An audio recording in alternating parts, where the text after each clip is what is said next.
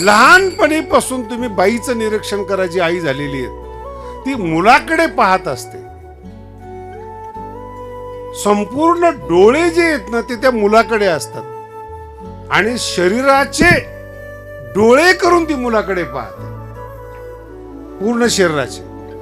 त्याची हालचाल कशी आहे, त्याचा चेहरा कसा आहे, सुकलेला आहे का, त्याला काय आवश्यकता आहे.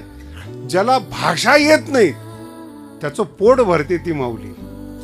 भूक लागलेली स्वतःला ज्याला कळत नाही त्याला पोट भरते. ह्याला दृष्टीने कळतं, त्या मुलाच्या चेहऱ्यावरून कळतं की याला काय म्हणायचंय. ती ऐकून घेते. हे आईचं मोठेपण आहे. नाहीतर खानदानी आईला सांगावं लागत नाही मुलाला काय पाहिजे.